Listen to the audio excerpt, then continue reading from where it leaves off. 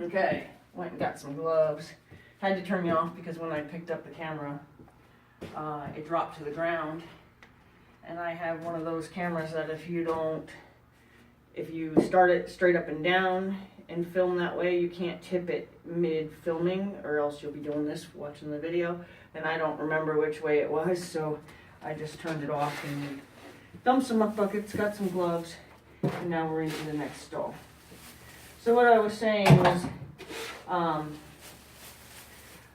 didn't realize that anybody was selling this thing and calling it something. I mean, they're calling it natural horsemanship, which makes sense. You know, it's very natural to the horse. You would think anything you do with a horse is considered horsemanship, so why not natural horsemanship? So I go with the coin phrase. I didn't coin the phrase. I use it now because it's what people recognize. But when I realized that what I had been made fun of for, other people found a way to make it appealing and make it something that people would take an interest in and say, oh, you know, they would be interested in learning it. Well, wow, okay.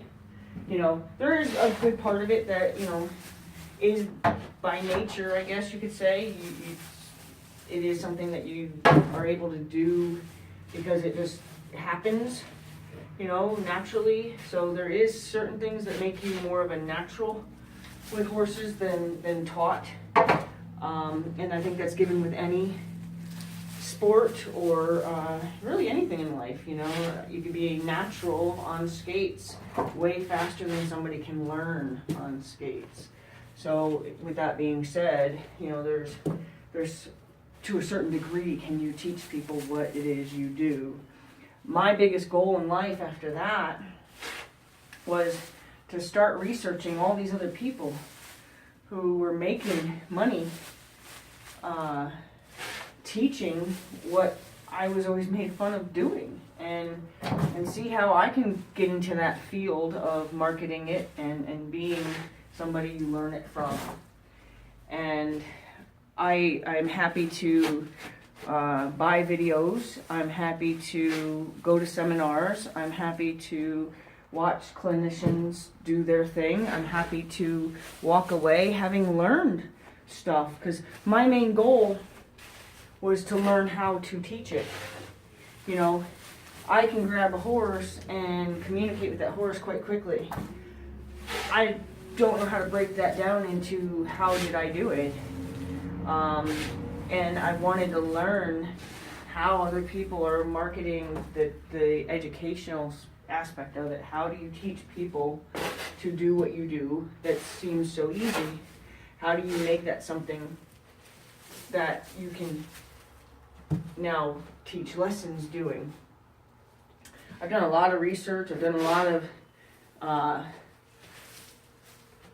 I've bought a lot of videos, I've watched, and there's a couple that I really do like their education program.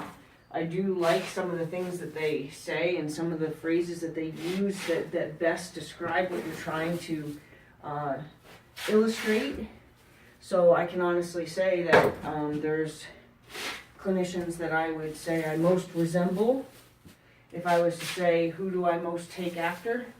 But you know what, truthfully, every one of them takes after one of two or three specific men from the older days. Tom Dorrance, Ray Hunt, you know, they go back to those particular people who pretty much were the masters of natural horsemanship in terms of getting out there and showing other people how to do it. And many of the real good guys out there and girls are from that same foundation. Whether they learned it from somebody who learned it from somebody who learned it from them, they're still from that foundation. And that's kind of all that really matters, is that everybody is out there trying to expose the world to a better way. And knowing your horse, not knowing your horse because, oh, he's lame today so I can't ride him. You know, knowing your horse, knowing what your horse is feeling, knowing how your horse feels today, knowing that this is different, knowing that this is good, this is bad, he's having a bad day, he's not feeling very good. To know your horse so well that you just know that, like he can tell you, you know, look, I'm not really feeling very good today, and I don't think today's a good day for me to run, you know, that jumping course 13 times until you think I've done so bad you're gonna hurt me, or you think I've done so well that finally I can quit, because they'll give you your heart, you know, they'll give you their heart, they'll give you everything they can give you, but truthfully, if you knew that your horse just wasn't feeling well, maybe you wouldn't have jumped him at all. Maybe if you didn't pick up on it when you were tacking him up, or when you retrieved him from his paddock or his stall, maybe if you had known then, you just would have hacked him, or better yet, just taken him out and hung out with him. That's the cool thing about knowing your horses. How to teach people is still something that I learn every day. I learn from every student. And quite frankly, I'm finding that I love working with kids. I love it. I have a couple students that, you know, are young, aspiring trainers, it seems. And, you know, they originally came because they wanted to ride, you know, they want to ride horses. But my program is you spend time getting to know my horse. You spend time learning my horse, seeing what kind of motivates my horse, what ticks my horse off. You know, you see what the languages are and how they communicate with you to let you know how they're feeling that day. And my children usually, my child's students usually spend as much as 6 months to a year playing with a pony on the ground or a horse on the ground before they ever sit on them. And amazingly enough, those kids that just came hoping to ride thank me for the time that they get to spend learning the horse. A young boy, he's 10 years old, and he said to me one day, and I love, he's a homeschooled child, and I love how well they speak. And he's sitting there grooming Hunter when we were done, you know, with our lesson, and we were just grooming him up to say goodnight to him and make sure that all his hair is going in the same direction it should go in, because that's part of my program. You have to, you know, get the pony, groom the pony, tack up the pony, work with the pony, and then after you take the tack off, you brush all their hair back in the right direction that might have gotten tangled up, you know, and facing the wrong direction through the saddle, sitting funny or whatever. So he's sitting there and he's grooming Hunter's fur back to the way it's supposed to go, and he's brushing off the top of his back, you know, and he's going, I thoroughly enjoy every bit of this. And I knew what he meant. He didn't mean just because he got to ride that day. He meant he thoroughly enjoys every bit of working with the horses, learning the horses. And, you know, I always look for feedback, and often nonverbal feedback is the best feedback you can get. That's why I love, you know, my feedback with my horses. It's almost like my phrase is, now there's your feedback, because usually after I finish with a horse, I'll walk to go shut off the camera. And if the horse comes with me, without restraint, without a lead rope or halter on, generally speaking, I'll say with them coming up behind me is, now there's your feedback. That's just kind of my thing. The feedback I get from the kids, I love. One of the things I love the most about working with the kids, and don't get me wrong, I like working with adults, but I think adults have a tendency to assume it should have happened. Like when something happens because they made it happen, I think adults tend to assume, well, yeah, that's what I was trying to make happen. Of course that's what I made happen. Like, and there's no, there's no purity to their enjoyment sometimes. Where a kid doesn't have, I guess, a sense of pride that can get in the way of their enjoyment. So when something cool happens, you know, when they make the horse lift up his leg for the first time because they're trying to teach him how to do the Spanish walk, and they giggle, you know, just a little belly outburst giggle, you know, and you know that they're so excited because they know 100% nobody is the reason that happened except for them. And it was the language between them and the horse, and that's why that happened. And I love it. I love the responses the kids have to the cool things that they can make happen with the horses. And I wish, it's almost like I should make it a rule, like with adults, say, look, you need to let yourself enjoy with pure excitement when something you were trying to do works. Be a kid again for 5 minutes, because that enthusiasm, that excitement, that's so reflective to the way you'll be with your horse and the relationship you can end up having with your horse, just because your horse can feel that great positive joy. A guarded, don't want to look too impressed, it doesn't help your relationship with your horse, It doesn't damage your relationship, but it keeps it kind of guarded. Some of the clinicians that I would recommend to people, the reason I recommend them, like if I say, I would probably buy a video from this one, and I tell my clients all the time, I don't really have videos, so I tell my clients all the time, if I was to tell you to go buy somebody's stuff, I would buy this person's equipment, because it's really good quality equipment. I'd buy that person's older material, because it's definitely more hands-on educational material than what they're doing now. Now they're a little more marketing, I don't know. They're not educating, they're demonstrating. There's a difference, I think. In the past, their material is very educational, and I would recommend, if you can get older versions of stuff from these particular people, I would say do that. But I love their equipment, so I buy all their equipment. Very quality made equipment. Not gonna market them right here, but you're welcome to call me and see whose I'm talking about. And then the clinicians that I would recommend, and I'm not naming them either, are ones that show that pure joy, that have that uncontrolled, giggle when something cool happens, when the horse does or doesn't get what they're trying to ask the horse to do, because that's worth a giggle either way. If the horse isn't getting what you want them to do, it can be something that you find humorous. In fact, one of the things that I tell my kids is, because kids tend to get more frustrated because their patience levels are a little bit lower than adults. So what I tell my kids is, imagine his voice. So instead of getting mad, imagine he's saying something, like just kind of do a little voiceover for him, like cartoons. There's an adult that does a voiceover, or a child that does a voiceover, and that's the voice of somebody that's real, making the voice for that character. So I tell them to do, voiceovers.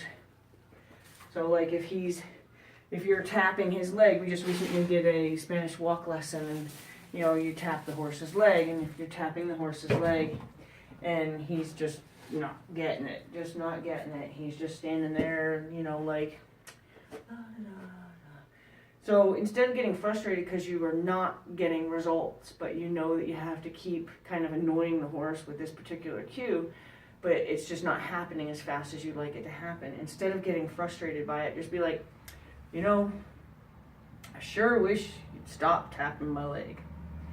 I don't really know how to get you to scratch me on the neck again, but I really just wish you'd stop tapping my leg.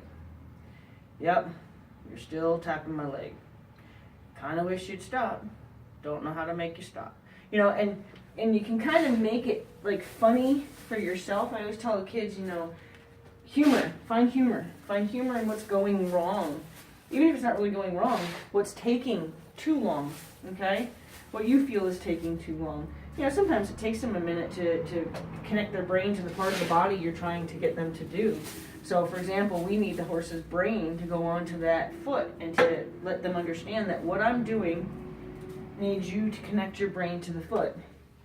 And sometimes, it goes to the tail, it goes to the back foot, it goes to the ears. Sometimes they get doing all kinds of different weird things because they're just looking for the right answer.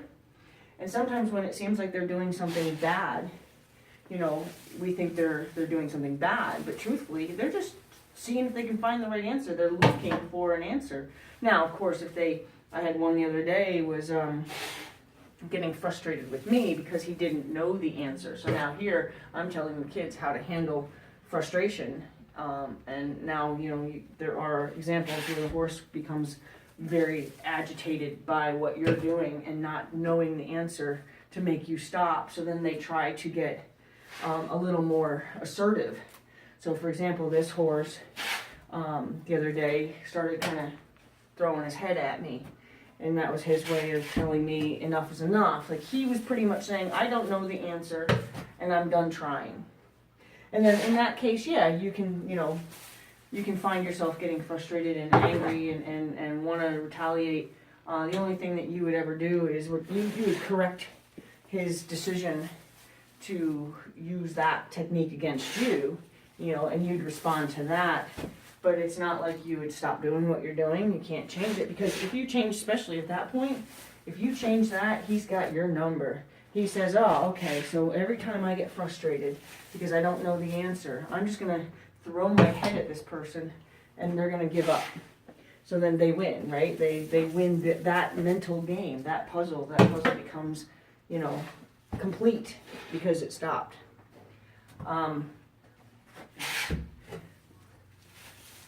I decided, through my experience at that horse expo, and then what I was doing at the barn that I was at, I decided that, really I would love to figure out how to become one of these clinicians. Not so much how to become natural with horses, but how to become somebody who is marketable. Now that I know what I do can be marketed, or what I do is marketable, now I want to know how to make myself marketable. So that's why I would buy, videos, and I would learn, how to work with people and get them to understand, finding teaching techniques, like learning how to teach is essentially what I was doing through my purchasing of videos and things like that. I was learning how to be a teacher. I'm still learning how to be a teacher. But I never really wanted to work with people. That was also kind of one of the things, is I'm not much of a people person. I struggle with people who, say that they know how to do something, and their first response when you go to show them how to do something is, I know. That's tough for me to sit back and bite my tongue on that, because if you know, then why aren't you doing it? I struggle with that. So I figured, instead of frustrating myself in something that I'm very passionate about, I just wouldn't work with people. Well, I had 2 people offer me encouragement to work with them, understanding they knew I didn't really want to or enjoy working with people. And